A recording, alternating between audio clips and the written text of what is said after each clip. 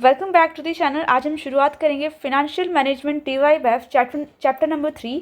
तो चैप्टर का नाम है capital structure and dividend decision. But dividend decision मैंने प्रीवियसली अपलोड कर दिए वो वीडियोस, तो मैं उन सबको अभी नहीं कवर कर पाऊंगी। यहाँ चैप्टर का फर्स्ट पार्ट कवर हो रहा है, सेकेंड पार्ट जो इंपॉर्टेंट था वो मैंने पहले ही अपलोड कर दिया है। सो कैपिटल स्ट्रक्चर का आप जब भी चैप्टर शुरुआत करोगे देखना, उससे पहले डिविडेंड डिसीजन के अंदर जाके आप इक्विटी शेयर कैपिटल के अंदर कैसे कॉस्ट कैलकुलेट करेंगे, तो उसके लिए आपको डिविडेंड के रिलेटेड जो भी फॉर्मूलाज होंगे वो आपको चाहिए होगी। तो आपको ये डिविडेंड डिसीजन के जो चैप्टर था उसके अंदर जाके वो फॉर्मूलाज को अच्छी तरीके से समझ लेना है। एंड यहाँ मैं आपको डायरेक्टली फॉर्मूलाज ही बताऊंगी, तो क्योंकि लॉजिक पिछले सेशन में समझा दिया है, बट मैं डिस्क्रिप्शन बार में आपको प्रीवियसली जो मैंने लेक्चर लिए थे उनकी लिंक भी मैं प्रोवाइड कर दूंगी। सो विदाउट वेस्टिंग टाइम हम शुरुआत कर लेते हैं कैपिटल स्ट्रक्चर से। सो capital structure is a combination of capital from different sources of finance. मतलब कि कंपनी किस कौन कौन से वेज के अंदर फंड रेज करती है, उन सबको एक साथ जोड़ के अगर कुछ मतलब एक वर्ड जो हम डिराइव करते हैं उसको ही हम बोलते हैं कैपिटल स्ट्रक्चर। मतलब कैपिटल स्ट्रक्चर की कैपिटल के अंदर कौन कौन से जरिए से पैसे को रेज किया है कंपनी ने, उसको ही बोलते हैं capital structure. So it refers to deciding the form of financing, the actual requirement and the relative proportion. Form of financing मतलब कौन से फॉर्म में आपको फंड इश्यू करना है, वेदर मतलब आपको या इक्विटी शेयर के अंदर मनी रेज करना, या फिर प्रेफरेंस शेयर कैपिटल इश्यू करना, या फिर डिबेंचर्स या बॉन्ड। तो इनका मतलब कोई भी प्रपोर्शन हो सकता है। ऐसा भी हो सकता है कि कंपनी आधा डेप्ट और आधा इक्विटी इश्यू करे, ऐसा भी हो सकता है कंपनी बॉन्ड्स के साथ प्रेफरेंस शेयर इश्यू कर दे। मतलब कोई भी प्रपोर्शन हो सकता है। एंड इन सबको एक साथ में हम बोलते हैं कि capital structure. And the actual requirement, second point के अंदर बोलते हैं actual requirement, so amount to be funded, तो कौन कौन से सोर्सेज से फंड की जाएगी वो सारी अमाउंट। देन है दैट रिलेटेड प्रपोर्शन, मतलब कि कौन कौन सा मिक्स लोगे आप इक्विटी एंड डेट के अंदर, 2:1 रेशियो मेंटेन करोगे या 3:1। मतलब आपकी कंपनी की जो पॉलिसीज होगी उसके अकॉर्डिंगली आप कौन सा रेशियो मेंटेन करने वाले हो, ये भी इतना ही इंपॉर्टेंट है। Then the sources of the quantum of capital is decide by keeping in mind the following 3 factors. तो जब भी आप कैपिटल का स्ट्रक्चर डिसाइड करोगे तो उससे पहले ये 3-4 जो फैक्टर है वो ध्यान में रखने बहुत ही ज़रूरी है। क्योंकि अगर उनको कंसीडर नहीं किया तो कहीं ना कहीं समझो आपने कंपनी ने सोचा कि हम इक्विटी रेस करने वाले हैं, तो फिर कंपनी को टैक्स बेनिफिट नहीं होगा। तो इसकी वजह से उसकी जो मतलब काफ़ी सारा कॉस्ट का पार्ट गवर्नमेंट के पास चला जाएगा। अगर वही पैसे कंपनी ने अपने बिजनेस में कहीं ना कहीं इन्वेस्ट किए होंगे, या फिर मतलब कोई ऐसा हो सकता है कि प्रोडक्शन कैपेसिटी बढ़ाने के लिए उन्होंने अपनी कंपनी की मशीनरीज़ में इन्वेस्ट किए, तो इसकी वजह से भी उनको ये फ़ायदा हो सकता था। बट जब उन्होंने इक्विटी का सोर्सेज मतलब चूज़ किया तो वहाँ टैक्स उनको ज़्यादा पे करना पड़ रहा है। इसकी वजह से उनकी अपॉर्चुनिटी कहीं ना कहीं लॉस होती जा रही है। अपॉर्चुनिटी कॉस्ट जो है वो लॉस्ट हो गई, क्योंकि अगर हम डेट रेस करते हैं तो उसके अंदर इंटरेस्ट का बेनिफिट मिल जाए। Interest is tax deductible expenditure. तो इसकी वजह से लीवर्ड फॉर्म मतलब कि जिसने डेट और इक्विटी दोनों इशू किए होंगे, दोनों को मतलब जो भी प्रपोर्शन होगा उसके अकॉर्डिंगली इशू किया होगा, तो उनको ज़्यादा बेनिफिट मिलता है। सो इसके लिए आपको 3 फैक्टर ध्यान रखना बहुत ज़रूरी है। पहले तो कंट्रोल, कि भाई कंट्रोल भी देख लो। कंपनी के अंदर आप इक्विटी शेयर समझो इशू कर रहे हो एंड डेट भी इशू कर रहे हो, बट इतना ध्यान में रखना है जब भी कंट्रोल मतलब इक्विटी शेयर आप इशू करते हो तो एक बात बहुत इंपॉर्टेंट है जानना कि इक्विटी शेयर्स का जो भी स्टेक होगा उसके ऊपर कोई खतरा नहीं आना चाहिए। मतलब कि कहीं ना कहीं मर्जर एंड एक्विजिशन जो होते हैं तो वो क्या होगा कि जब शेयर होल्डर्स के राइट्स कम हो जाएगी, मेजोरिटी ऑफ शेयर होल्डर्स के राइट्स कम हो जाता है या फिर उनके शेयर्स कोई और खरीद लेता है, तो तब वहाँ रिस्क होता है कि कोई एक्वायर ना कर ले आपकी कंपनी को। तो इस पोजीशन कभी ये सिचुएशन आए ही ना, तो इसकी वजह से कंपनी के कंट्रोल को भी ध्यान रखो जब आप फंड को रेज करना चाहते हो। So capital structure should be in such a way that the existing share holder continue to have majority stake. So जो भी ऐसे शेयर होल्डर्स है जो कंपनी के इनिशियल स्टेज में उन्होंने कंपनी को इनकॉर्पोरेट करने में बहुत मतलब योगदान दिया हो, तो उनका भी कुछ ना कुछ शेयर्स हमें ध्यान में रखना चाहिए, क्योंकि वो एक मतलब चाहेगा कि उनकी कंपनी आगे ग्रो करे फ्यूचर में, तो उनका स्टेक ध्यान में रखे फंड रेस करना है। आउटसाइडर्स जो ऐसे होंगे जो कि मतलब अनजान बंदे, उनको ज़्यादा शेयर्स दोगे तो कहीं ना कहीं वो मेजॉरिटी स्टेक होल्ड करके कंपनी को एक्वायर भी कर सकते हो। तो इस थ्रेट से बचने के लिए कंपनी को ये पूरा का पूरा कैपिटल स्ट्रक्चर बहुत ही सोच समझ के डिसाइड करना होगा। द रिस्क, सेकेंड फैक्टर आता है कि risk. So the financial risk should not increase beyond tolerable limit. मतलब एक लिमिट तक ही आपको ये रखना है, क्योंकि अगर बियॉन्ड टॉलरेबल लिमिट अगर आप डेट लेते हो, मतलब कि आपका इक्विटी शेयर इतना कैपेबल नहीं है कि वो उस डेट को मतलब डेट को रिलीज़ कर पाए। तो इसकी वजह से डेट लेना, बट एक नॉर्मल अमाउंट में ही लो, क्योंकि अगर इंटरेस्ट ज़्यादा पे करना पड़ रहा है कंपनी को और कंपनी का कैश फ्लो जो है, मतलब कंपनी की इनकम जो है वो कम है और इंटरेस्ट ज़्यादा देना पड़ रहा है, तो कहीं ना कहीं कंपनी फिर लॉस बहुत ज़्यादा सफ़र करेगी फ्यूचर में। एंड मतलब करंट पोजीशन भी उसकी इतनी अच्छी नहीं है कि वो डिविडेंड इंटरेस्ट पे कर सके, और इंटरेस्ट तो कंपनी को पे करना ही पड़ता है क्योंकि वो फिक्स रेट ऑफ इंटरेस्ट होता है जो कंपनी के ऊपर डेट बन जाता है। तो अगर कंपनी इंटरेस्ट पे करने में सफिशिएंट नहीं होगी तो उसके मतलब फिर क्या होगा कि फिर लिक्विडेशन की प्रोसेस भी शुरू हो सकती है। तो इसकी वजह से रिस्क इन्वॉल्व होता है जब भी आप लेवरेज लेते हो, मतलब कि लेवरेज का मतलब होता है कि डेट लेते हो तब। एंड लास्ट फैक्टर है कि कॉस्ट, तो overall cost of capital remains minimum. तो मतलब कॉस्ट एक ये नॉर्मल सेंस में भी अगर हम समझना चाहें तो अगर हम कोई भी चीज़ खरीदते हैं तो उससे पहले हम सोचते हैं कि भाई इसमें हमारी कॉस्ट कम लगनी चाहिए ताकि क्या है कि बेनिफिट ज़्यादा मिल सके। तो कंपनी भी यही सोचेगा कि भाई वो जिस भी सोर्सेज के मतलब जो भी सोर्सेज यूज़ करके वो फंड रेज करेगा उससे वो कम से कम रेट में मिले। तो ऐसा कोई कैपिटल स्ट्रक्चर आप मिक्सचर लाओ ताकि आपको कॉस्ट एकदम कम पड़े, मतलब कंपनी को कॉस्ट कम बियर करनी पड़े। तो इन 3 फैक्टर्स को ध्यान में रख के कैपिटल स्ट्रक्चर डिज़ाइन होता है। सो कौन कौन से factor? Control, risk and cost. इन सबको ध्यान में रखकर अगर कंपनी अपना कैपिटल स्ट्रक्चर डिसाइड करेगी तो ऑब्वियसली उनका कैपिटल स्ट्रक्चर बहुत ही एफिशिएंट होगा as compared to other firm. Practically, it is difficult to achieve all these goals together. Hence, finance manager try to achieve balance between these sources of fund. अब control, risk and cost के अंदर बोला है profitability is difficult to achieve all this. Okay, profit ये same ही sentence है, finance manager should try to achieve. Okay, same point ही repeat हुआ है तो इसका कोई रेलेवेंस नहीं है। ऑब्जेक्टिव ऑफ फाइनेंशियल मैनेजमेंट और कंपनी क्या होता है कि maximization of the value of maximization of wealth, मतलब कि शेयर होल्डर्स की वेल्थ को बढ़ाना, कंपनी की ग्रोथ को बढ़ाना, ये एक नॉर्मल मतलब यही अल्टीमेट ऑब्जेक्टिव होता है फाइनेंशियल मैनेजमेंट का। So therefore it is also prime objective of deciding capital structure. So it is also a prime objective of every company to decide, मतलब एक अच्छा कैपिटल स्ट्रक्चर डिसाइड करना ये हर एक कंपनी का ऑब्जेक्टिव होता है। तो अब इसके लिए जो फॉर्मूला है वो हम डिस्कस करेंगे। सो वैल्यू ऑफ फर्म का मतलब ये कि कंपनी के सारे एसेट, तो मतलब value of firm is equal to return upon expectation. तो आपको पूरी की पूरी कंपनी की वैल्यू पता चल जाएगी। अब ये धीरे धीरे आपके फॉर्मूलाज के लेवल बढ़ते जाएंगे। तो अब सबसे पहले आपको प्रीवियस का डेटा याद रहना चाहिए, जो भी फॉर्मूलाज हमने प्रैक्टिस किए थे। अब कैपिटल स्ट्रक्चर एक नया कंसेप्ट है तो कंसंट्रेशन के साथ आपको प्रैक्टिस की भी ज़रूरत होगी। तो मैं ये इस अजम्पशन को ध्यान में रख के ये शुरुआत कर रही हूँ कि आपको प्रीवियसली मैंने जो पढ़ाया उसका नॉलेज है। तो अब जब लेवल अप हो रहा है तो आपको धीरे धीरे चीज़ें पहले की भी याद होनी ज़रूरी है। Now value of asset is equal to return upon expectation, मतलब कि कंपनी कितना रिटर्न पे कर रही है और हमारे इन्वेस्टर की कितनी एक्सपेक्टेशन है। अगर रिटर्न डिवाइडेड बाय एक्सपेक्टेशन करोगे तो आपको अपनी वैल्यू, मतलब कि कंपनी की वैल्यू मिल जाएगी। तो वो कैसे मिलेगी वो हम क्वेश्चन के आगे अंदर देखेंगे तब हमें पता चलेगा। अब क्वेश्चन नहीं है, मैं आपको थियोरी पार्ट करा रही हूँ, बट ये थियोरी बहुत इंपॉर्टेंट है क्योंकि थियोरी फिर फॉर्मूलाज के अंदर यूज़ होने वाली है। अब इन्वेस्टर की एक्सपेक्टेशन को हम कुछ वर्ड से इंडिकेट करेंगे कि भाई K E is equal to cost of capital, K D is equal to cost of debt, फिर K P is equal to cost of preference share.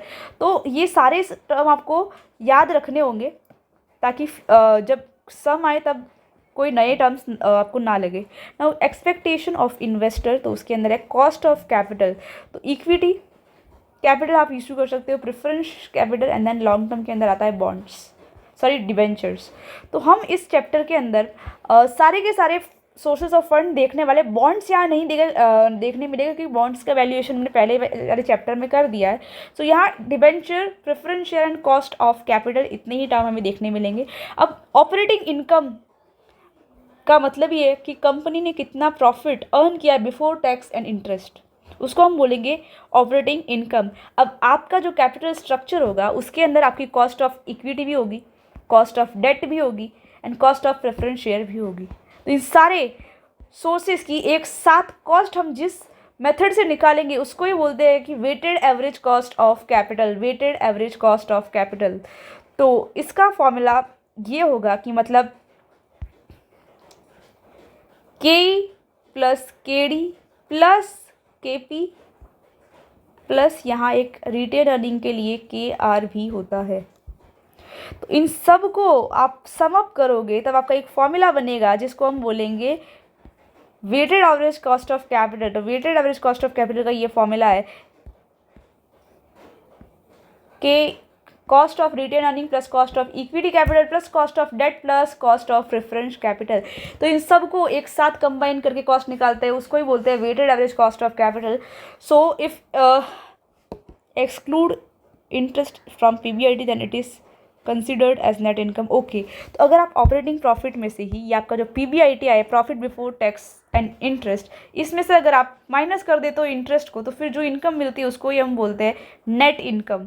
अब उसमें से इनकम टैक्स लेस करोगे तो फिर आपको मिल जाएगा profit after tax. Now value of firm is equal to KO। आप WACC मतलब weighted average cost of capital method को ही WO से भी डिनोट कर सकते हो, सॉरी KO से भी डिनोट कर सकते हो। So WACC is equal to KO means overall cost of capital, overall cost of capital.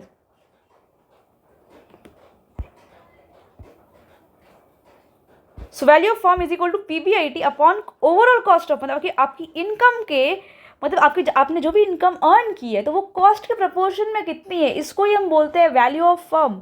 So income जो है डिवाइडेड बाय KO मतलब कि ओवरऑल कॉस्ट ऑफ कैपिटल करोगे। अब यहाँ कुछ अजम्पशंस होंगे कि आपकी फर्म के अंदर cost of debt and cost of equity है, so assume only equity and debt, और दूसरा यहाँ कोई और फंड नहीं लाना है, बॉन्ड्स हो गए, लोन्स हो गए, ऐसा कुछ नहीं लाना है, ये दो फर्म ही देखेंगे हम। Now value of firm is equal to, ये बार बार ये फॉर्मूला क्यों आ रहा है, क्योंकि ये फॉर्मूला आपका बेस होगा आगे सारे सम सॉल्व करने के लिए। So value of firm is equal to EBIT upon WACC।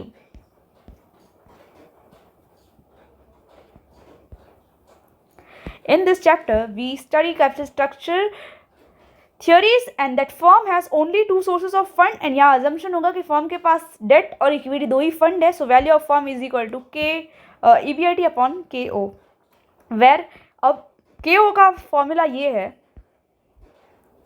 इस KO का फॉर्मूला ये होगा, ये वाला फॉर्मूला कि cost of equity into weight of equity in, मतलब कि कैपिटल स्ट्रक्चर के अंदर कितने प्रपोर्शन में इक्विटी है इंटू उसकी कॉस्ट क्या है, ये इन दोनों को मल्टीप्लाई करोगे, प्लस कॉस्ट ऑफ डेट, और वो डेट का वेट मतलब कि आप डेट कितने प्रपोर्शन में कैपिटल स्ट्रक्चर के अंदर, तो इक्विटी का इक्विटी के साथ मल्टीप्लाई करोगे, डेट का डेट के साथ मल्टीप्लाई करोगे, इन दोनों को ऐड करोगे तो आपको weighted average cost of capital मिल जाएगा। नाउ अब एक और फॉर्मूला यहाँ से डिराइव होता है कि value of firm is equal to, हमने अज्यूम किया कि हमारे पास दो टाइप के फंड है, एक है इक्विटी और दूसरा डिबेंचर्स। तो इसकी वजह से अब यहाँ अजम्पशन के ऊपर हम वैल्यू ऑफ फर्म का फॉर्मूला डिराइव कर सकते हैं कि वैल्यू ऑफ फर्म के अंदर दो ही सोर्सेस है, तो इसका मतलब आपको value of equity plus value of debt करोगे तो आपको कहीं ना कहीं ओवरऑल वैल्यू ऑफ फर्म मिल जाएगी। सो हम इक्विटी शेयर को S से डिनोट करेंगे एंड सॉरी इक्विटी, हाँ यस, इक्विटी शेयर को हम S से डिनोट करेंगे एंड हमारे डेट को हम डिनोट करेंगे D से। सो S एंड D ये आपको ध्यान में रखना है। नाउ S मतलब कि यहाँ नेट इनकम हो गया, और नेट इनकम का मतलब ही है आपका इसमें से इंटरेस्ट लेस कर दिया होगा, interest is already deducted from here, divided by KE cost of equity plus interest upon cost of debt. ये आपकी यहाँ फाइनल जो कंक्लूजन है वो रहने वाला है। फिर weighted average cost of equity, so weight of equity is equal to value of equity plus value of equity plus debt, मतलब value of equity plus debt का ही आपका फॉर्मूला यहाँ डिराइव हो। इसका मतलब ये कि टोटल कैपिटल स्ट्रक्चर में से इक्विटी की कितनी वैल्यू है उसको ही हम बोलते हैं कि उसका कितना वेट है, मतलब कि इक्विटी का कितना वेट है overall cost of overall capital structure के अंदर। So value of equity divided by value of debt plus value of equity, value of equity is equal divided by value of equity plus value of debt. इस तरीके से date का भी होगा कि date मतलब कि डेट आप इसका ये वैल्यू लिखा है तो आपको ज़्यादा शायद डिफ़िकल्टी हो रही होगी समझने के अंदर। सो सिंपल फॉर्मूला के अंदर मैं आपको लिख के दे रही हूँ। आपने नॉर्मली ये देखा होगा कि 1:2 ऐसा रेशियो देखा होगा, तो 1:2 के अंदर एक पार्ट होगा 1/3 एंड दूसरे का मतलब ये है कि 2/3। वैसा ही सेम है वेट के अंदर क्या था, यहाँ होगा आपका डेट एंड इक्विटी। समझ आ रहा है? अब वेट ऑफ डेट कैसे निकालोगे आप? वेट मतलब डेट का वेट कितना है, तो debt upon debt plus equity. Same way में इक्विटी का कैसे निकालोगे? So value of equity is equal to equity upon debt plus equity. आप समझ रहे हो? यहाँ ये 1:2 के अंदर इसका मतलब ही है कि भाई 1/3 एंड 2/3।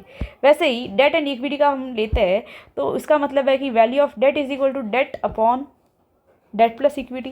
यहाँ इक्विटी का मतलब ये। तो इस तरीके से फॉर्मूला का आप लॉजिक याद रख लेना एंड बहुत इजी होगा। अभी तो इनिशियली आपको हार्ड लगेगा, सम के अंदर आएगा तब इजीली आप इस चीज़ को ध्यान में रख पाओगे। अब कैपिटल स्ट्रक्चर के अंदर कुछ थियोरीज होंगे, जैसे हमने डिविडेंड डिसीजंस के अंदर देखेंगे कि बहुत सारे जो फिनेंशियल एक्सपर्ट्स जो थे उन्होंने कुछ ना कुछ अपनी थियोरीज निकाली थी और उसके अकॉर्डिंगली उन्होंने कैपिटल स्ट्रक्चर को डिफाइन किया था। सो इसके अंदर 3 टाइप्स की थियोरीज होगी, इररिलेवेंस theory, relevance theory and other theory.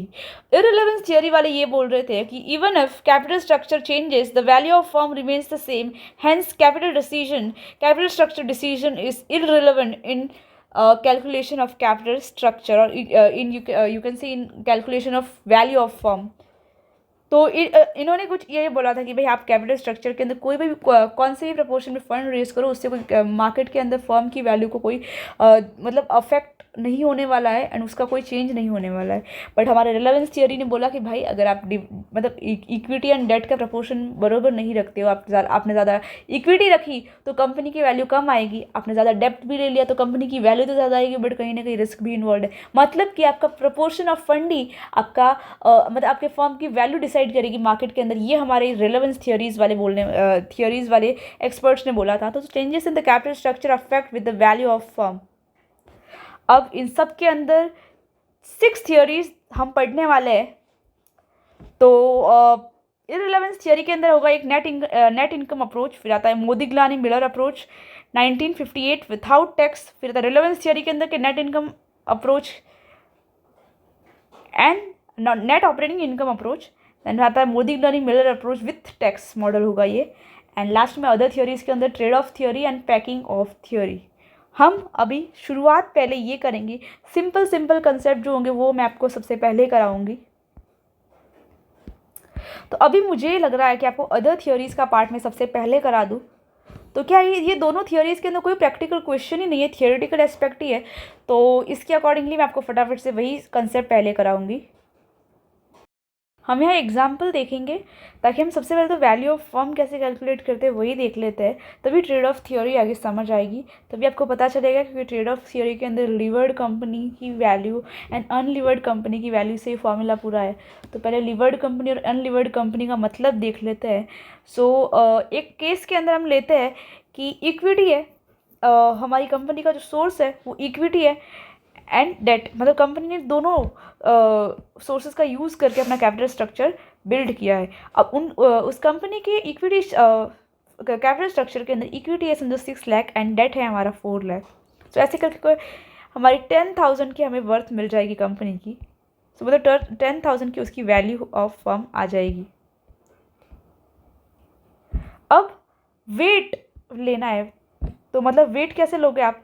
अब ये जो वेट मैंने यहाँ 0.60 ऐसे आया है, वो ऐसा आया है कि आप करोगे टोटल कितना है 10 लाख। अब 10 लाख में से इक्विटी का पोर्शन कितना है 6 लाख, तो 6 लाख डिवाइडेड बाय 10 लाख, मतलब टोटल डेट के अंदर इक्विटी का प्रपोर्शन जो है वो है 0.60 हमारी इक्विटी का है। तो मतलब 0.60 तो मतलब बाकी का कितना बचा 0.40 कैसे? क्योंकि हम समझ रहे हैं एक मतलब 1 जो है वो ओवरऑल कॉस्ट ऑफ कैपिटल है। अब उसमें से 0.60 अगर इक्विटी का तो बचा हो फिर डेट का ही होगा, common sense. Weighted average cost निकला। अब ये जो मैंने यहाँ जो लिखा है इसका मतलब ही है कि हमने वेट, ये तो हमारे सारे वेट हो गए। अब हम कॉस्ट ऑफ कैपिटल निकालेंगे। वेट तो देख लिए, अब कॉस्ट ऑफ कैपिटल निकालना भी इतना ही इंपॉर्टेंट है। सो कंपनी ने इक्विटी जो इशू किया उसके ऊपर वो 12% कुछ डिविडेंड देने वाली होगी, एंड डिबेंचर्स इशू की उसके ऊपर वो 8% इंटरेस्ट प्रोवाइड कर रही है। तो इस तरीके से आप 0.60 इंटू 12% करोगे तो 7.20% आ जाएगा, एंड 0.40 इंटू 8% करोगे तो इज इक्वल टू 3.20% आएगा। और इस तरीके से आपको ओवरऑल कॉस्ट ऑफ कैपिटल मिल चुकी है।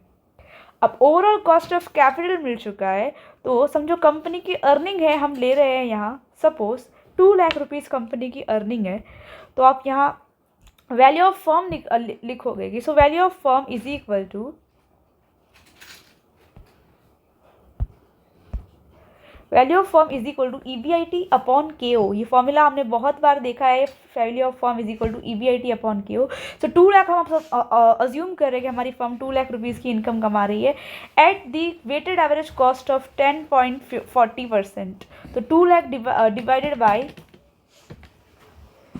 डिवाइडेड बाई आप करोगे 10.40%, तो आपको कंपनी की वर्थ पता चल जाएगी। तो कंपनी की वर्थ है 1923076, मतलब कि 19,23,076 रुपीज़ कंपनी की मार्केट के अंदर इतनी वैल्यू है। सो ये एक कंपनी जिन्होंने पूरा मतलब जिन्होंने इक्विटी और डेट का प्रपोर्शन 60/40 का रेशियो के अंदर रखा था, तो उस तब उनकी वैल्यू इतनी आई। अब हमारा कंक्लूजन मतलब हमारा जो रूल है वो ये है कि जितना कंपनी के अंदर डेट ज़्यादा उतनी कंपनी की वैल्यू ज़्यादा। तो मतलब इक्विटी का प्रपोर्शन ज़्यादा होगा और डेट का कम, मतलब उस कंपनी की वैल्यू थोड़ी ना कहीं थोड़ी कम होगी एज़ कम्पेयर टू लिवर्ड फर्म जिसके अंदर ज़्यादा डेट यूज़ किया होगा। सो अनलिवर्ड कंपनी तो ऐसी कंपनी होगी जिसके अंदर हम डेट यूज़ ही नहीं करते हैं। बट हम समझने के लिए अब एक एग्जांपल के अंदर लेंगे कि जिसके अंदर इक्विटी का प्रपोर्शन ज़्यादा होगा डेट से, सेकंड एग्जांपल के अंदर देखेंगे कि अब डेट का प्रपोर्शन ज़्यादा रखे इक्विटी से तो क्या होगा। अब सेकंड केस के अंदर समझ लो, आपका इक्विटी कंपनी 10 लाख के स्ट्रक्चर के अंदर 3 लाख वो इक्विटी के थ्रू पैसा रेज करेगी, एंड डेट का समझो 7 लाख का प्रपोर्शन ले रही है। सो 10 लाख टोटल हो गया यहाँ। अब वेट असाइन करेगी कैसे कंपनी, तो आप क्या करोगे, यहाँ 10 लाख तो नीचे टोटल है, उसमें से इक्विटी का प्रपोर्शन कितना है 3 लाख रुपीज़, तो आंसर क्या आएगा 0.30 एंड डेट तो मतलब 1 माइनस आप 0.30 कर दो 0.70 आंसर आ जाएगा। सो इस प्रपोर्शन के अंदर डेट एंड इक्विटी का प्रपोर्शन है, तो उसके अकॉर्डिंगली आंसर कैलकुलेट कर लोगे। अब इन सबको इश्यू करने के लिए कॉस्ट हमारे पिछले क्वेश्चन मतलब पिछले एग्जाम्पल के अंदर भी हमने सेम कॉस्ट ली, तो यहाँ भी हम इक्वली रखेंगे ताकि आपको डिफरेंस पता चल सके कि क्यों डेट लेने वाली कंपनी की वैल्यू ज़्यादा होती है एज़ कम्पेयर टू वो कंपनी जिसके अंदर डेट कम है। सो ये यहाँ हमने यहाँ भी सेम था एंड यहाँ भी हम सेम ही रखेंगे, तो दोनों को बोरो करने की कॉस्ट सेम है। अब सेकंड स्टेप ये होगा कि आप वेट और कॉस्ट को मल्टीप्लाई करके ये फाइनल आंसर निकाल दोगे ओवरऑल कॉस्ट ऑफ कैपिटल का। ओवरऑल कॉस्ट ऑफ कैपिटल मिलेगा, फिर आप वापस से वही फॉर्मूला लगाओ कि value of firm is equal to EBIT upon KE, value of firm is equal to EBIT upon KE। तो इस फॉर्मूला को अप्लाई करोगे तो 2 लाख की इनकम हमने पिछले क्वेश्चन में भी अज्यूम की थी यहाँ, एंड यहाँ भी हम अज्यूम करें ये कंपनी भी 2 लाख रुपए कमा रही है। बट यहाँ कंपनी का ओवरऑल कॉस्ट ऑफ कैपिटल जो है वो 9.20 आया और पिछले क्वेश्चन में 10.40 आया था। अब इन दोनों का डिफरेंस क्या होगा वो देखना ज़रूरी है। सो अब आप कैलकुलेटर पे लोगे 2 लाख डिवाइडेड बाई 9.20%, तो कंपनी की वैल्यू यहाँ आई होगी 21,73,913 रुपीज़। तो जैसे कि आप देख सकते हो जिस कंपनी ने डेट ज़्यादा लिया उसकी वैल्यू भी ज़्यादा आई है, और जिस कंपनी ने इक्विटी ज़्यादा रखा था उसकी वैल्यू कम आ रही है। तो इसकी वजह से अगर आप डेट का प्रपोर्शन थोड़ा ज़्यादा रखोगे तो अच्छा है, बट ज़्यादा डेट होना भी कंपनी के लिए थ्रेट बन सकता है। अब हमने वैल्यू तो देख ली है, अब हमें टैक्स शील्ड का कंसेप्ट देखना बहुत इंपॉर्टेंट है, क्योंकि ट्रेड ऑफ थियोरी के अंदर लिवर्ड कंपनी अनलिवर्ड कंपनी के साथ टैक्स शील्ड का मीनिंग पता होना भी इतना ही इंपॉर्टेंट है। तो टैक्स शील्ड का मतलब ये है कि एक जो कंपनी लिवर्ड कंपनी है, मतलब जिस कंपनी ने डेट इशू किया है अपने कैपिटल स्ट्रक्चर के अंदर, उसको टैक्स एडवांटेज मिल जाएगा जिस एज का मतलब किसके ऊपर, जिस कंपनी ने जो कभी डेट ही नहीं लिया अपने कैपिटल स्ट्रक्चर के अंदर, तो उसको टैक्स बेनिफिट नहीं होगा, बट लिवर्ड कंपनी को टैक्स बेनिफिट होगा, यही हम देखेंगे। सो सबसे पहले हम देखते हैं कि सपोज हमारी कंपनी लिवर्ड कंपनी जो है वो अपने कैपिटल स्ट्रक्चर के अंदर 5 लाख का डेट इश्यू करती है at the rate of 20% interest, and equity का प्रपोर्शन भी वो रखती है कि भाई 10 रुपीज़ का वो 10 रुपीज़ पर शेयर इक्विटी कैपिटल से वो 50,000 शेयर्स खरीद रही है, मतलब कि 5 लाख उन्होंने डेट में डाला है एंड 5 लाख उन्होंने इक्विटी में भी डाला है। बट सेकंड कंपनी जो है हमारी अनलिवर्ड कंपनी है, उसको ऐसा लगता है कि भाई मुझे डेट लेके हमें रिस्क नहीं लेना चाहिए, इससे अच्छा वो बोल रही है कि मैं इक्विटी इशू करी, तो उन्होंने 10 लाख का इक्विटी इशू किया है। अब हम कुछ अजम्पशन लेके यहाँ कि भाई हमें अपनी जो टैक्स शील्ड का कंसेप्ट को प्रूव करने के लिए हम सपोज यहाँ अज्यूम कर रहे हैं कि हम दोनों की, हम मतलब जो भी कंपनी है, दोनों कंपनी, इन दोनों कंपनी की अर्निंग्स जो है वो सेम है, मतलब कि earning before tax and interest दोनों कंपनी की सेम है।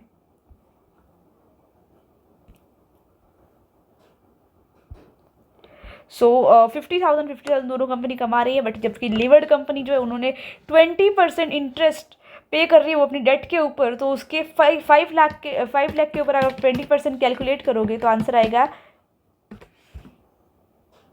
सॉरी एक मिनट। सो मैंने कुछ एग्जाम्पल के अंदर चेंजेस किए हैं, फिर से एग्जाम्पल देखते हैं कि टैक्स शील्ड को प्रूफ करने के लिए हम मतलब दो कंपनी का एग्जाम्पल लेके, लिवर्ड कंपनी, अनलिवर्ड कंपनी। अब लिवर्ड कंपनी 50,000 का डेट इशू करी, 50,000 का equity, and unlevered company 1 lakh rupees का टोटली वो डेट इशू कर रही है, सॉरी इक्विटी शेयर इशू कर रही है। अब दोनों कंपनी की इनकम ही हमने अज्यूम करी है इक्वल कि 50,000 दोनों अर्न कर रही है। जो लिवर्ड कंपनी है उसको 20% इंटरेस्ट देना पड़ रहा है 50,000 के ऊपर, तो जो डेट है उसके ऊपर 20% इंटरेस्ट अगर आप कैलकुलेट करोगे तो आंसर आएगा 10,000 रुपीज़।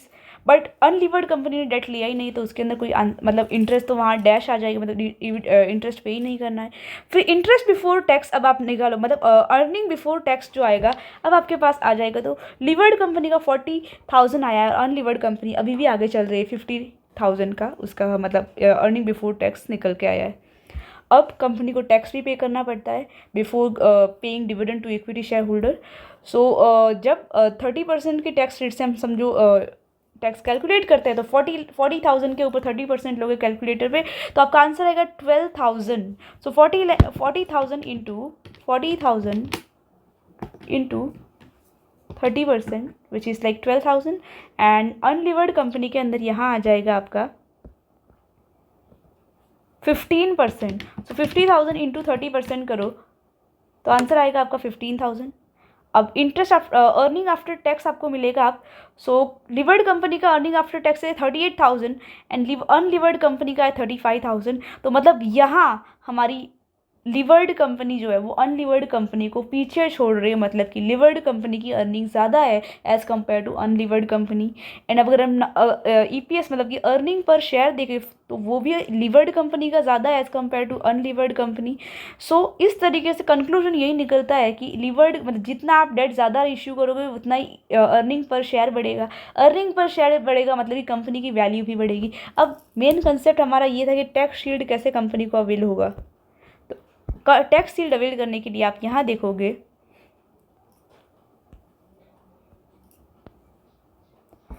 तो लिवर्ड कंपनी 12,000 ही इंटरेस्ट पे कर रही है गवर्नमेंट को, बट अनलिवर्ड कंपनी को 15,000 वो गवर्नमेंट को पे करे, मतलब 3,000 अनलिवर्ड कंपनी को कहीं ना कहीं ज़्यादा पे करना पड़ रहा है।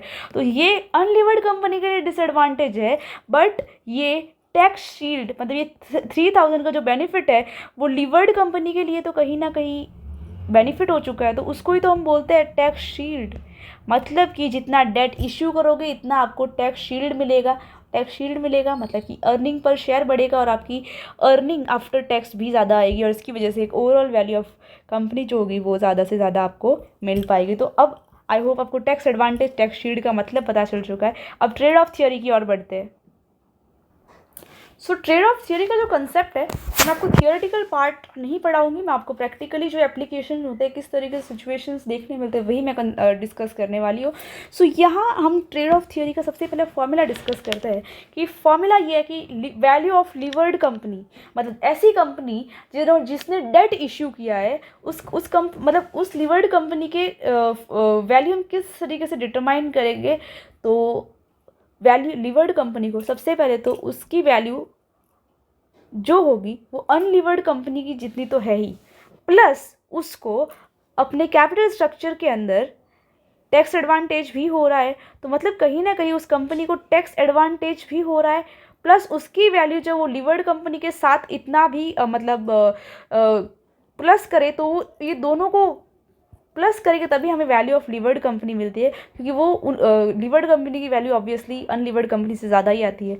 तो उसका मतलब ये है कि वो अनलीवर्ड कंपनी की वैल्यू तो कवर कर ही रही है, उसके साथ साथ वो टैक्स एडवांटेज भी ले रही है। तो यहाँ हाफ फॉर्मूला आपको समझ रहा है कि अनलीवर्ड कंपनी की जो वैल्यू वो लीवर्ड कंपनी की वैल्यू प्लस टैक्स एडवांटेज को कंटेन करती है, और उसके साथ साथ minus cost of financial distress.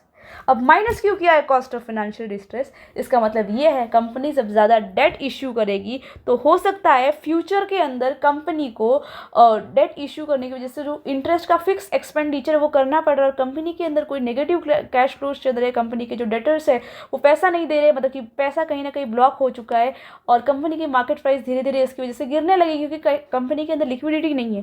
तो इसकी वजह से वो इंटरेस्ट को पे करना कंपनी के लिए, वो ऑब्लिगेशन को पूरा करना बहुत मुश्किल होता जा रहा है। तो इसकी वजह से कॉस्ट ऑफ फाइनेंशियल डिस्ट्रेस भी तो बढ़ेगी उस लीवर्ड कंपनी के लिए। सो लीवर्ड कंपनी की वैल्यू हम किस तरीके से डिटरमाइन करते हैं? पहले तो लीवर्ड कंपनी अनलीवर्ड कंपनी ज़्यादा कमाती है, मतलब उसकी वैल्यू तो कंटेन करती है, प्लस उसे टैक्स एडवांटेज भी मिल रहा है। अब टैक्स एडवांटेज मिल रहा है तो उसके साथ वो कहीं ना कहीं वो फिनेंशियल डिस्ट्रेस को भी बोरो कर रही है, मतलब इस फिनेंशियल डिस्ट्रेस की कॉस्ट हम निकाल देंगे तभी हमें लीवर्ड कंपनी की ट्रू वैल्यू मिलेगी। So value of levered company is equal to value of unlevered company plus tax advantage minus cost of financial distress. तो इन सबको आप जोड़ के, और मतलब कि ये तो आपको लेस करना है, बट इन दोनों को प्लस करोगे तो आपको फाइनली मिल जाएगा value of levered company. Yes, अब हम एक ग्राफ की मदद से देख लेते हैं। सो यहाँ चार्ट के अंदर यहाँ ये वाला, यहाँ वाई एक्सेस पे हमने लिया है value of firm, X axis पे हमने लिया है लेवरेज, मतलब कंपनी की कितनी कैपेसिटी है कि वो डेट इशू कर सकती है, कितना उसके पास रिस्क कैपेसिटी है, उसको हम देखेंगे।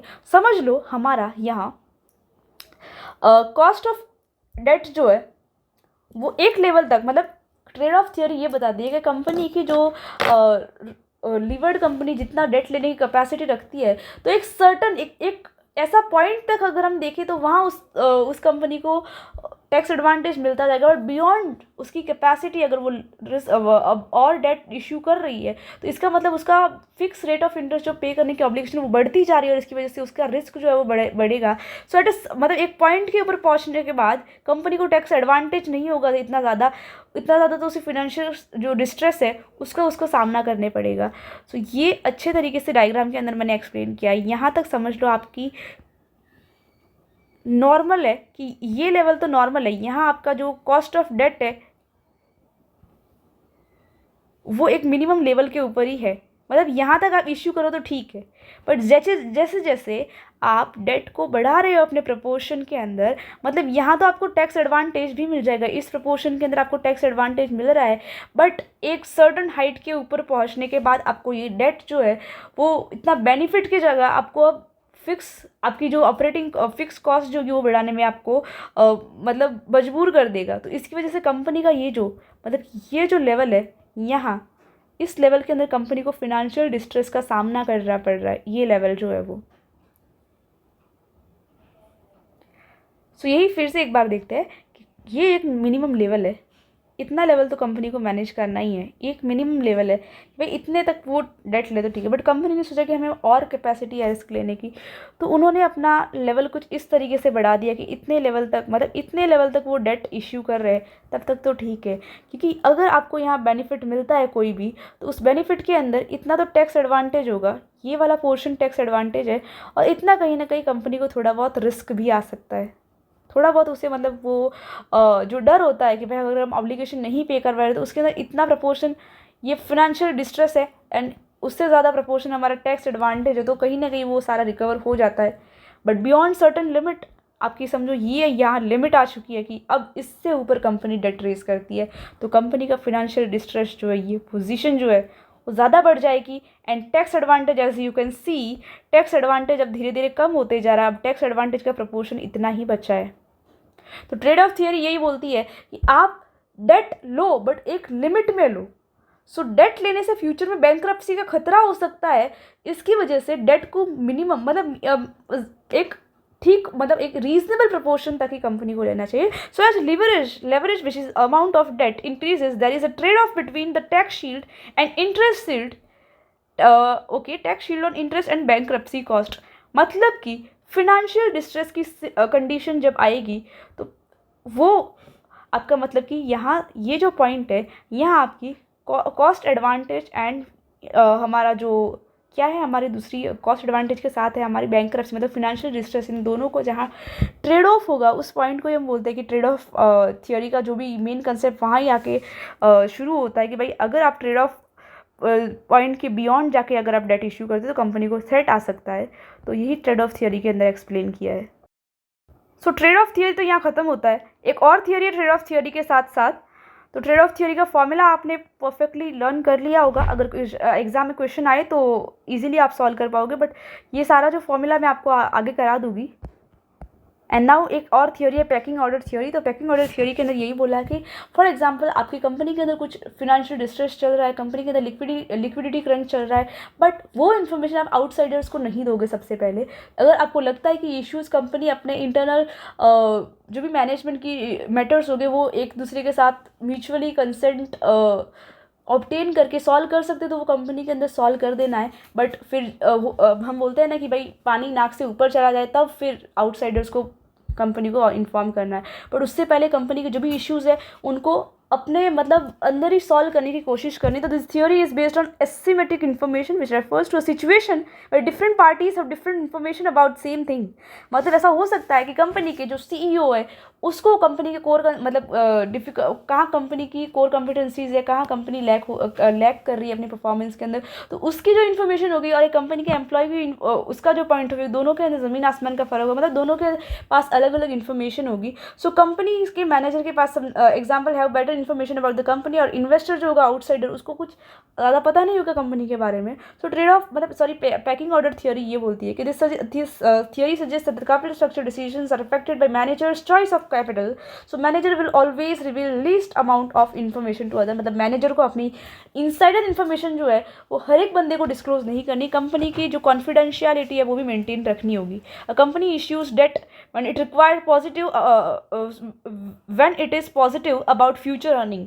सो ऐसी अगर आप नॉर्मली देखने जाओगे तो ऐसी कोई कंपनी है जिसके समझो फिनेंशियल कंडीशन ठीक नहीं है तो फिर वो कंपनी कभी भी डेट इशू नहीं करेगी, वो कंपनी हमेशा इक्विटी इशू करेगी। वाई? बिकॉज इक्विटी ऐसा डेट है जिसके अंदर कंपनी की कोई एप्लीकेशन नहीं होती कि कंपलसरी डिविडेंड पे करना ही है। अगर कंपनी की अर्निंग अच्छी हुई तो डिविडेंड पे करो डिविडेंड होल्डर्स को, शेयर होल्डर्स को, एंड अगर अर्निंग अच्छी नहीं है तो हो सकता है कि भाई उस साल का डिविडेंड आप ना पे करो तो भी चलेगा। एंड इक्विटी शेयर के पास कोई राइट भी नहीं है कि वो डिविडेंड क्लेम करे आपके पास से compulsorily. So because of that purpose अगर किसी कंपनी की फिनेंशियल कंडीशन अच्छी नहीं है तो फिर वो इक्विटी इशू करेगा, और कंपनी की फिनेंशियल पोजीशन अच्छी मतलब उसकी बैलेंस शीट के अंदर बहुत सारा नेगेटिव बैलेंस दिख रहा है, सपोज लाइबिलिटीज ज़्यादा है, प्रॉफिट एंड लॉस अकाउंट का डेबिट बैलेंस दिख रहा है, तो ये सारे जो कुछ फैक्टर्स जो कि कंपनी को फिनेंशियल पोजीशन शो करते हैं आउटसाइडर्स को, तो आउटसाइडर्स भी देखेंगे भाई इस कंपनी की लाइबिलिटीज ज़्यादा है और ये आप इक्विटी शेयर इशू कर रहा है, इसका मतलब कंपनी के अंदर फ्यूचर में मतलब उसका गोइंग कंसर्न कहीं ना कहीं अफेक्ट हो रहा है। तो उस गोइंग कंसर्न को अफेक्ट हो मतलब उसको बचाने से कंपनी को उस समय डेट इशू करना चाहिए, ताकि क्या होगा कि मतलब लोगों के अंदर थोड़ा बहुत विश्वास जो होगा वो बना रहेगा कि हाँ ये कंपनी डेट इशू कर रही है, मतलब ये फ्यूचर में कंटिन्यू करने वाली है। सो दस डेट मतलब when it is that gives positive signal about future earning of the company. So issued by so when debt is issued by a company, it may give a positive approach to shareholders. फिर बोला है कि this manager will raise fund in the following order as per the pecking order theory. तो internal finance, सबसे पहले तो company के अंदर लिक्विडिटी क्रंच है, तो जैसे कि आपने देखा होगा कि कोई भी कंपनी को अपनी फंड को अच्छे मैनर में यूटिलाइज करने के लिए, मतलब जब कंपनी की अर्निंग ज़्यादा हुई है तो इसका मतलब ये नहीं कि पूरा का पूरा डिविडेंड मतलब बांट दो शेयर होल्डर्स को। कंपनी अपने फ्यूचर के सर्कमस्टेंसेस को ध्यान में रख के वो कुछ ना कुछ उस प्रॉफिट में से हिस्सा जो है रिटर्न अर्निंग के फॉर्म के अंदर अपने पास रखता है। तो जब कंपनी की जब लिक्विडिटी क्रंच चल रही है तब उस पैसे को यूज़ करना ही समझदारी का डिसीजन होता है।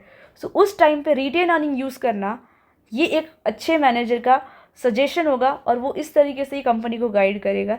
अब जब कंपनी की थोड़ी और पोजीशन डाउन होती जा रही है तो अगर आप इक्विटी इशू करोगे तो वो तो फिर डायरेक्टली सिग्नल दे देगा कि भाई इस कंपनी के इंटरनल अफेयर्स जो भी है वो फ्रॉडुलेंटली हो रहे हैं या फिर मतलब मैनेजमेंट एफिशिएंट नहीं है और नेगेटिव कैश फ्लोज चल रहे हैं। तो इसकी वजह से आप कंपनी को ये जनरल पब्लिक को ज़्यादा ये फैक्ट ना पता चले तो वो डेट भी इशू करेगी, तो अच्छा ऑप्शन रहता है।